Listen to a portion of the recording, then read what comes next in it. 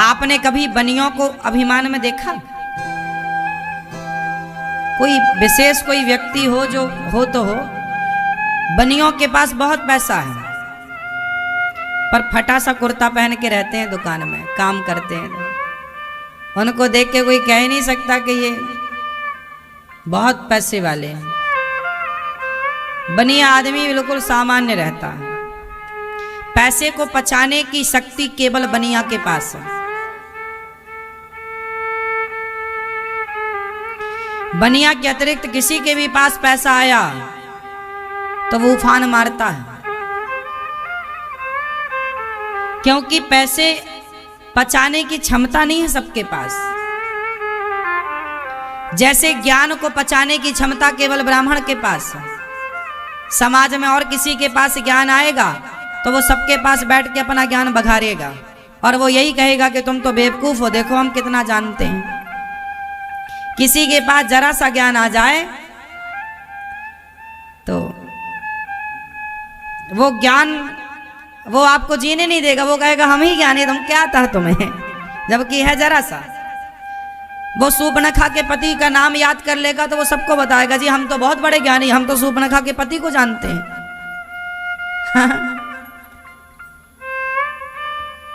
कुछ लोग होते हैं ना कि किसी किसी के बाप दादों का, उनके पिता का नाम क्या था, राम जी के पिता का नाम क्या, दशरथ जी के पिता का नाम क्या, उनके पिता का नाम क्या, तो उनको लगता देखो हम सब जानते हैं, हम बड़े ज्ञानी हैं। ब्राह्मण ज्ञान को पचा सकता है, क्षत्रिय बल को पचा सकता है, वैश्य पैसे को पचा सकता है, शूद्र सेवा को पचा सकता है। ब्राह्मण के पास ज्यादा पैसा आ जाए तो वो पचा पाना बड़ा कठिन है उसको, क्योंकि ब्राह्मण ज्ञान पचा सकता है, पैसा नहीं। इसलिए पैसा जब आपके पास आए तो आपको सरल बनना है, सहज बनना है, दिखावे में नहीं उलझना। बनिया आदमी दिखावे में नहीं उलझता।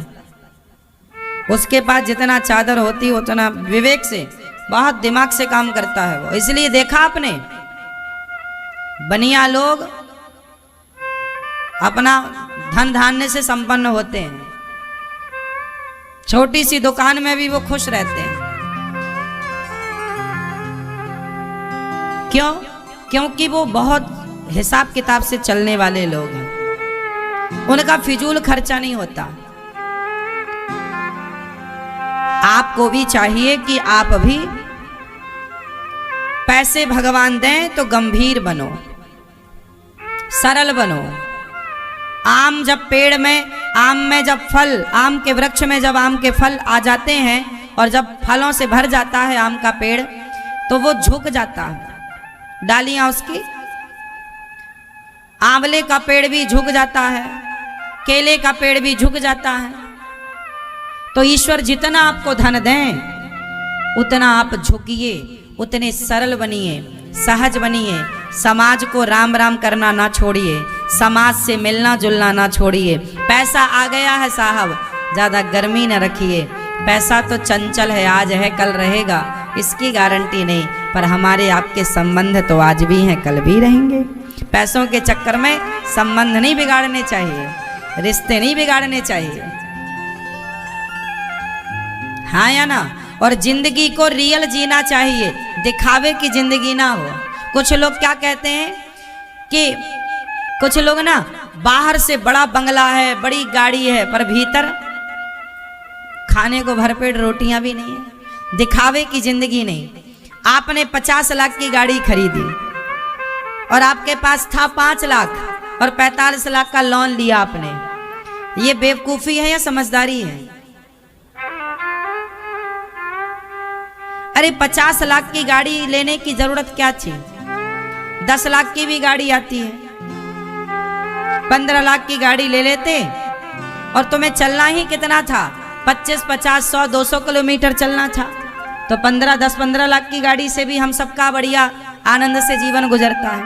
लेकिन आप दिखावे में चले गए, अरे हमारे पास तो गाड़ी होनी चाहिए। जीवन दिखावे के हिसाब से ना हो, जीवन आवश्यकता के हिसाब से होना चाहिए। हमारी जरूरत कितनी है? यदि हमारी जरूरत 10,000 की, हमारी जरूरत 500 रुपए की साड़ी से पूरी हो रही है, तो हम 5,000 की साड़ी में क्यों पैसा बर्बाद करें? हमारी जरूरत जितनी है हम उतना कार्य करें। आजकल लोग जरूरतों के हिसाब से नहीं चल रहे हैं, दिखावे के हिसाब से। इतना बड़ा घर बनाएंगे, अरे घर छोटा चलेगा, बिजनेस बड़ा हो आपका, कारोबार बड़ा हो आपका, फिर घर बड़ा हो जाएगा, कोई बड़ी बात नहीं है। घर वर तो ठीक है, घर बड़ा हो अच्छी बात है, धीरे धीरे घर बने अच्छी बात है, पर कर्जा लेके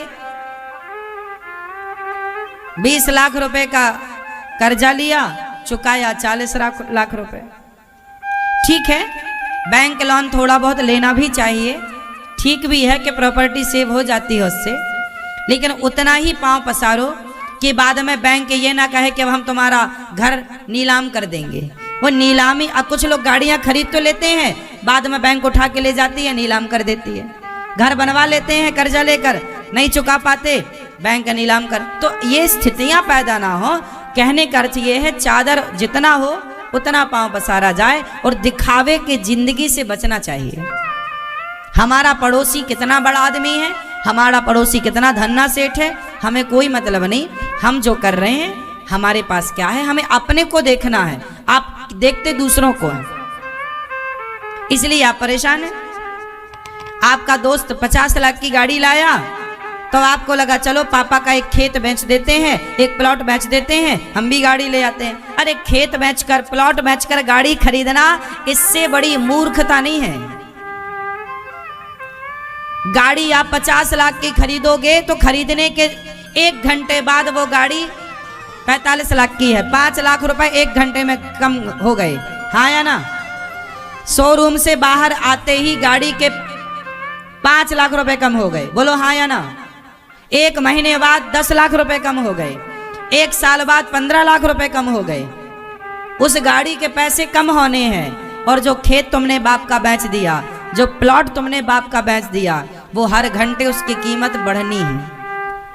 तो प्लॉट बेचकर गाड़ी खरीदना, ये समझदारी कहां से है? इसलिए अपनी इच्छाओं पर लगाम लगाओ। प्रॉपर्टी ना बेचो, बाप की संपत्ति को बनाओ, उसे बिगाड़ो मत, हाँ या ना? मैया, आप भी अपने पति से मत बोला करो कि हमें 5,000 की साड़ी दिलाओ, 10,000 की साड़ी दिलाओ। साड़ी 10,000 की पहनना समझदारी नहीं है। साड़ी तो 1,500 की पहन लो भाई। 10,000 की एक साड़ी से अच्छा है 2,000 की 5 साड़ी ले आओ, तो 5 कलर की हो जाएंगी, 5 फंक्शन के लिए हो जाएंगी, और वो 10,000 की तो एक फंक्शन के लिए हुई। दोबारा तुम पहनती भी नहीं हो, पर वो साड़ी दूसरी बार के यार पहन के गए तो थे। वो पैसा जो है उसे बचाओ, बच्चों की पढ़ाई में लगाओ, अपने बिजनेस में लगाओ, अपने